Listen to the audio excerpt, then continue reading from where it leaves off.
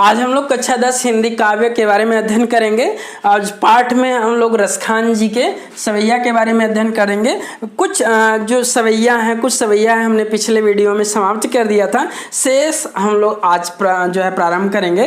तो हमने तीसरा सवैया बता दिया था जो इस प्रकार से है कि धूरी भरे अति शोभित श्याम जो तैसी बनी सिर सुंदर चोटी। कहते हैं कि धूल से धूसरित होकर के जिस प्रकार प्रभु श्री कृष्ण सुशोभित हो रहे थे, जिस तरह से उनका शरीर सुशोभित धूल से धूसरित होकर के जिस तरह से उनका शरीर सुंदर लग रहा था, वैसे ही सुंदर उनके सिर पर बनी हुई चोटी भी सुंदर दिखाई दे रही थी।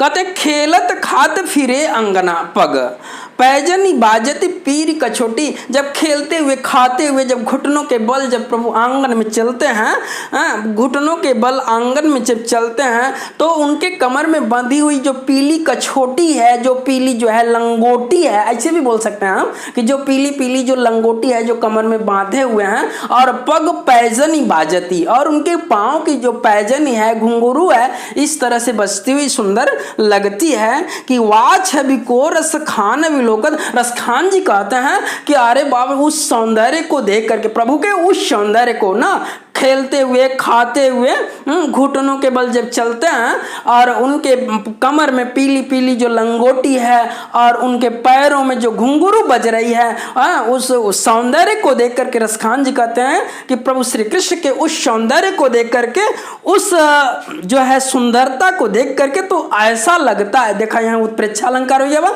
तो मानो ऐसा प्रतीत होता है कि वारद काम कला निधि कोटि। ऐसा लगता है कि कामदेव ने अपने करोड़ों कलाओं को प्रभु श्री कृष्ण के ऊपर क्या कर दिया है, नौछावर कर दिया है, जिससे प्रभु इतने सुंदर दिखाई दे रहे हैं। तो यहाँ भी देखो भैया अतिशयोक्ति भी बहुत बढ़ चढ़ करके, अब धूल से धूसरित हैं कितना सुंदर लगत है, इतना आपो कल्पना कर सकल, हम लोग भी कल्पना कर सकी था। लेकिन यहाँ कथन कि वाह छवि को रसखान भी लोग तो उनके सौंदर्य को देख करके ऐसा लगता है कि मानो कामदेव अपने करोड़ों कलाओं को क्या कर दियो, प्रभु पर जो है समर्पण कर दियो, जिससे कि प्रभु इतने सुंदर दिखाई दे रहे हैं। कहते हैं कि काग के भाग बड़े सजनी हर।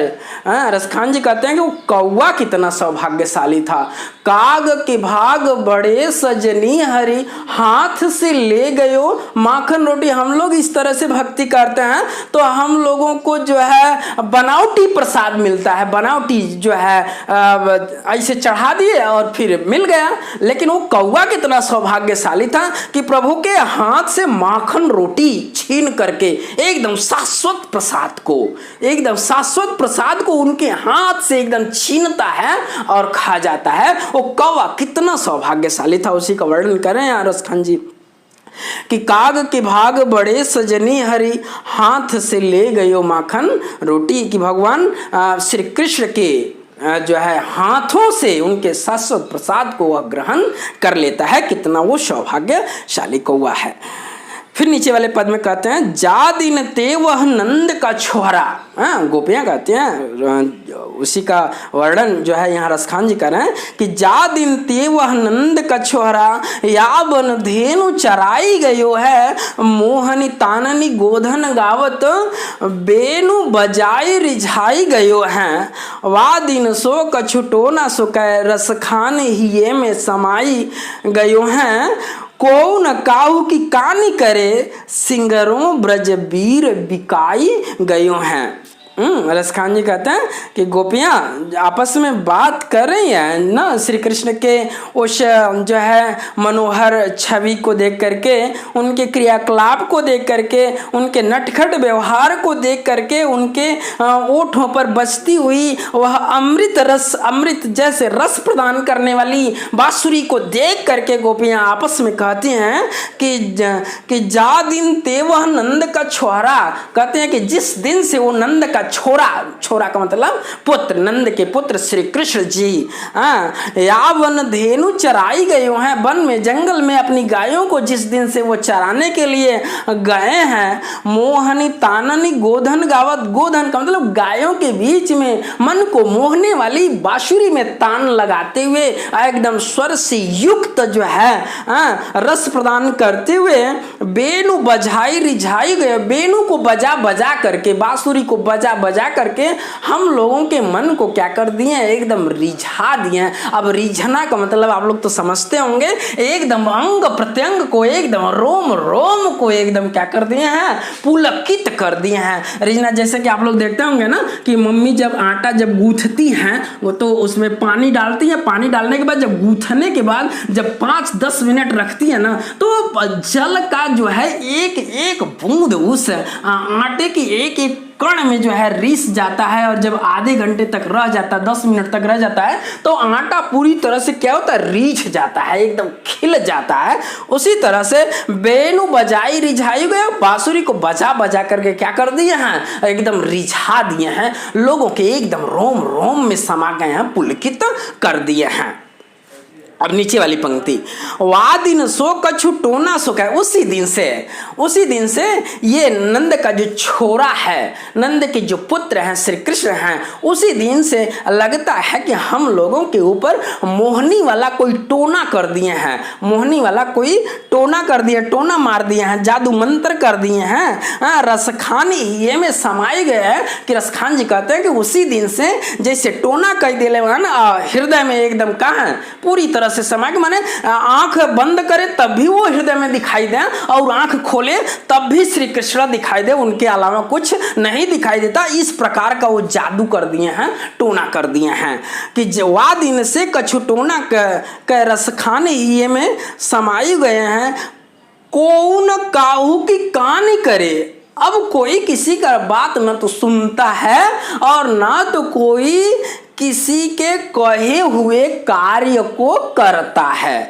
को न काहू की कानी करे, कोई अब किसी की बात न तो सुनता है न तो कोई किसी के कार्य को करता है। सिंगरे ब्रज वीर बिकाई गए हैं, ऐसा लगता है सिंगरे, सिंगरे का मतलब संपूर्ण जितने भी ब्रज के ग्वाल बाल हैं, जितने भी गोपियां गोपिकाएं हैं, सब प्रभु श्री कृष्ण के हाथों में क्या हो गई हैं, बिक गई हैं, एकदम उन्हीं की गुलाम हो गई हैं कि वो जो जो कहते हैं सो लोग करती हैं, जो जो चाहते हैं सो करने के लिए तैयार होती हैं, और किसी की बातें उन्हें अच्छी ही नहीं लगती और किसी की बातों को मानने के लिए वो तैयार ही नहीं होते। तो इस तरह से हमने जो है कि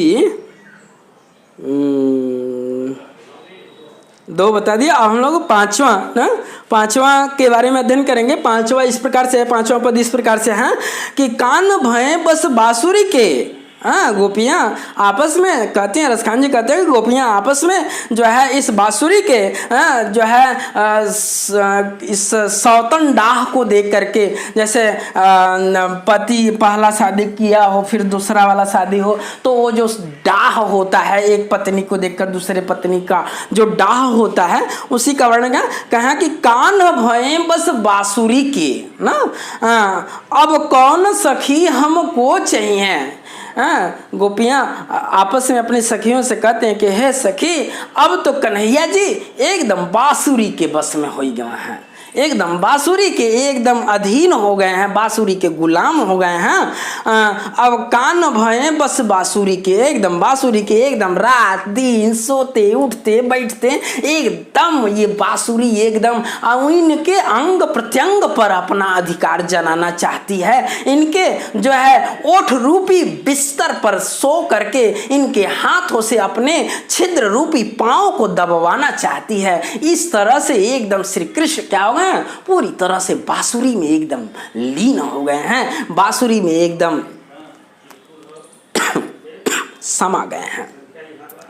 कहते हैं कान भय बस बांसुरी के, अब कौन सखी हमको चाहिए। हे सखी, अब श्री कृष्ण के अलावा अब हम लोगों को कौन चाहेगा, कौन हमसे स्नेह करेगा, कौन हमसे प्रेम करेगा?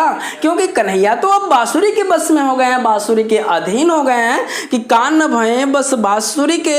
अब कौन सखी हमको चाहिए, निस्द्योष रहे संग साथ लगी। ये तो बांसुरी ऐसी है ना कि निस्द्योष रात दिन हमेशा श्री कृष्ण के साथ लगी रहती है। यह सौतीन तापन क्यों सही है? ये जो सौतिया डाह है, सौत का जो ताप है, कष्ट है, अब हम लोगों से ये सहा नहीं जाता। कौन सही है? जिन मोह लियो मनमोहन को, जिस बांसुरी ने श्री कृष्ण को मोह लिया है, अपने बस में कर लिया है। जिन मोह लियो मनमोहन को रसखान सदा हमको दे। ये रसखान जी कहते हैं ये तो हमको हमेशा क्या देगा, कष्ट ही देता रहेगा। जिन मोह लियो मनमोहन को रसखान सदा हमको चाहिए। रसखान जी कहते हैं, गोपियां आपस में कहते हैं जिस बांसुरी ने श्री कृष्ण को क्या कर लिया, हमेशा एकदम मोह लिया है, उन्हें अपने बस में कर लिया है, ये तो बांसुरी सदा हमको दइए। ये तो हमेशा ये बांसुरी हम लोगों को सौतिया डाह से कष्ट देती रहेगी। मिली आओ सबे सखी भाग चली है सखियां, आइए हम सब लोग मिल करके इस गोकुल से भाग चलें, इस ब्रज से भाग चलें। क्योंकि भाग चले, अब तो ब्रज में बांसुरी रही हैं, क्योंकि अब बांसुरी के अतिरिक्त इस ब्रज में कोई रहने वाला नहीं है। अब प्रभु श्री कृष्ण को इस बांसुरी के अलावा उन्हें कुछ सोहेगा नहीं, अच्छा दिखेगा नहीं। इसलिए अच्छा तो यही होगा कि हे सखी आइए हम सब लोग आपस में मिल करके इस ब्रज गांव से, इस गोकुल से भाग चलें। अब तो ब्रज में बांसुरी रही है, क्योंकि अब तो ब्रज में केवल बांसुरी ही रहेगा, बांसुरी के अलावा हम जैसे गोपियों की अब कोई आवश्यकता नहीं है। तो ठीक है, तो हमने रसखान जी के इस सवैया का जो है हमने व्याख्या कर दिया है। शेष 2 बचे हुए हैं जिसका वीडियो हम लोग कल देंगे आप लोगों को।